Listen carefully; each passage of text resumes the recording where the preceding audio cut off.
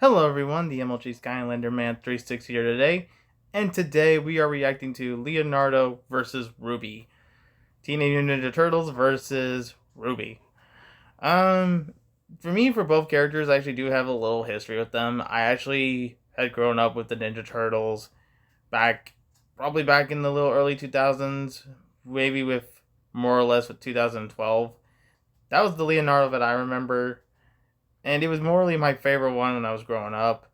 I respect Leonardo's character as he is the leader of the Turtles. He's leader of the group. Turtles. Wait, I said that twice in a row.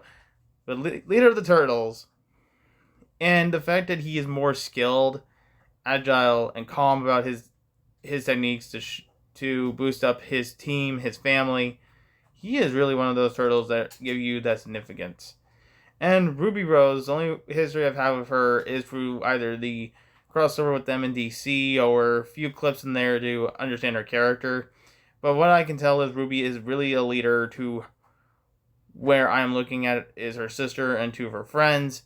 She has a wields a scythe that basically is also a shotgun or a sniper from perspecting on from her, which is really interesting of a weapon choice and very much it really helps. But they also have to use. I can't remember what it was called. I watched that movie again, but I can't remember what it was called.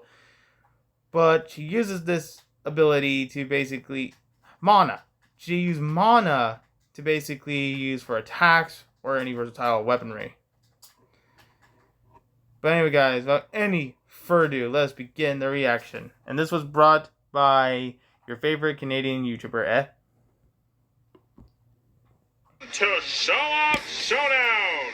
In this series, the fighters are called Showoffs, and this is the series for the Showoff Showdown! Now let's meet the Showoffs for tonight's episode, shall we? Tonight, we have a showdown between the leader of the Teenage Mutant Ninja Turtles going up against the leader of Team Ruby. That's right, Leonardo versus Ruby. And not just any Leonardo. The version of Leo we'll be using for this battle will be none other than the 2003 Leonardo. I'll put links to the analysis on both characters in the description below. With that being said, it's time for a Showoff to Showdown! Fight!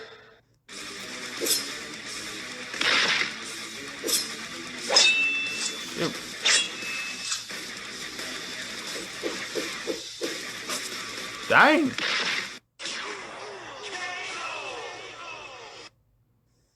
Whoa, whoa, whoa, time out. Okay, now before the Ruby fanboys rage, please hear me out. I can explain everything. And I will explain every detail of this fight one step at a time. So please save your ranting for after the end of the video. Alright. Okay? Now let's discuss Leonardo versus Ruby. Now, I will start off by saying that the version of Leonardo we were using for this battle was the 2003 Leonardo. Alright. Now, if Ruby was fighting the 2012 Leonardo, then Ruby would have easily won. No doubt about that. But this is the 2003 Leonardo, who is a completely different character from the 2012 Leonardo. Now, let's discuss how and why Leonardo wins this fight. Alright. First of all, Leonardo has most of the advantages. Leonardo is stronger, smarter, more durable, more skilled, and more experienced than Ruby is. I'm sure we can all agree on that. Now let's discuss their speed. Thanks to Ruby's semblance, Ruby can move fast enough, it's almost as if she's teleporting, which does help her keep up with Leo's speed, and Leonardo is extremely fast for a turtle. While Ruby's semblance is useful while fighting against someone like Leo, sadly it comes at a price. Her aura. Ruby uses her semblance at the cost of her aura. When Ruby uses her semblance, it weakens and or decreases her aura, making her less durable and more vulnerable to attacks. Now let's discuss their weapons. Now you're probably thinking that Ruby's scythe is superior to Leonardo's swords, right? Nope. Well, not exactly. Ruby's scythe does look like a more powerful and deadly weapon, but you shouldn't judge a book by its cover. Ruby's scythe is sharp enough to cut through trees. Now don't get me wrong, that's actually pretty sharp. In fact, you know those big, brawny lumberjack guys who carry big axes, right? For chopping down trees? Well, despite them being that big and bulky, it would still take them quite a few swings just to chop down one tree with an axe. Alright. Now, on the other hand, Ruby, who is a 15-year-old girl, her scythe can effortlessly slice through trees like butter. In fact, she delivers a very clean, clear, smooth, and perfect slice when she chops them down. So that is a pretty sharp scythe. But they're not nearly as sharp when compared to Leo's katanas. Leonardo's swords can effortlessly slice through solid metal, which is something that no ordinary sword can do in real life, as far as I'm aware. Yet this is something that Leonardo casually does almost all the time. Leonardo's swords can casually and effortlessly slice through steel, blades, armor, robots, tanks, and much more. So I think it's safe to say that Leo's swords are definitely capable of cutting Ruby's scythe in half. Not to mention, Leonardo is easily durable enough to withstand bullets, so Ruby's shotgun blasts aren't really going to do anything to him. Alright. Now, Ruby may be skilled with her scythe, but she's not very good with hand-to-hand combat. Leonardo, on the other hand, is a master of ninjutsu who has learned everything that Splinter has had to teach him. And Leonardo is an excellent fighter with or without his weapons. And thanks to Leonardo's speed and quick ninja reflexes, he is definitely capable of disarming Ruby by either taking away or knocking the scythe out of Ruby's hands. Yeah. Or maybe his swords would just cut through the scythe first. Maybe, maybe not. Without the scythe, there isn't much Ruby can do against Leo. Alright, now here's the question that everyone is probably wondering. Couldn't Ruby just use her silver eyes to freeze Leonardo and then kill him? Well, it's a bit complicated actually. Now, theoretically, yes, Ruby's silver eyes would probably be able to work on Leonardo, and they would be able to freeze him. But there's something wrong with that, actually. You see, Ruby's silver eyes are not something that just happens automatically for no reason. Now, don't worry, I will not give the excuse that Ruby isn't experienced with her silver eyes, and she doesn't even know how they work. Rather, if that excuse is true or not, I have a much better explanation for this. Alrighty. Now, Ruby's silver eyes have a bit of a plot factor to them. Okay, now, wait a minute, let me explain. Like I said before, Ruby's silver eyes are not something that just happens automatically for no reason. Her silver eyes had to be activated and or triggered by something. Do you remember when Ruby saw one of her closest friends being killed right in front of her? When Ruby saw one of her closest friends being killed right in front of her, you can see how much psychological trauma and pain she went through. You saw the look on her face and the emotion she experienced when she saw her friend die, right? Pain, guilt, anger, depression, and grief. Seeing her own friend being killed right in front of her like that was probably enough to mentally scar Ruby for life. And that is what triggered her silver eyes. You know, if you think about it, this battle is actually a lot like Cartoon Fight Club Vegeta versus Azura. Let me explain why.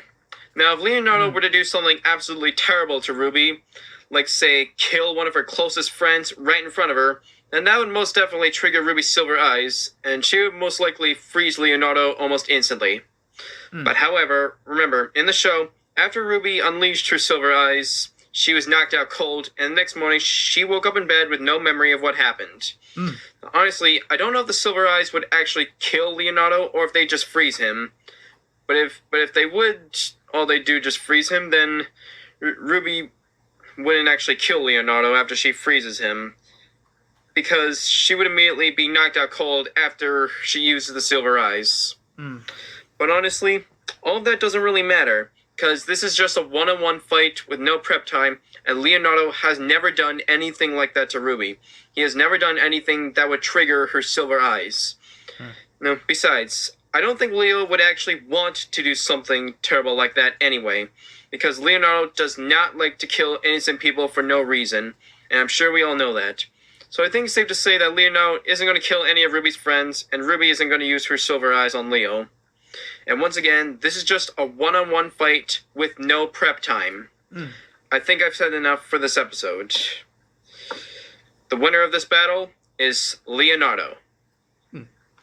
Now, I'm not sure if I'll be able to do this, but if you want to see a 4-on-4 rematch with Leonardo, Donatello, Michelangelo, and Raphael going up against Ruby, Weiss, Blake, and Yang, then comment down below the word rematch.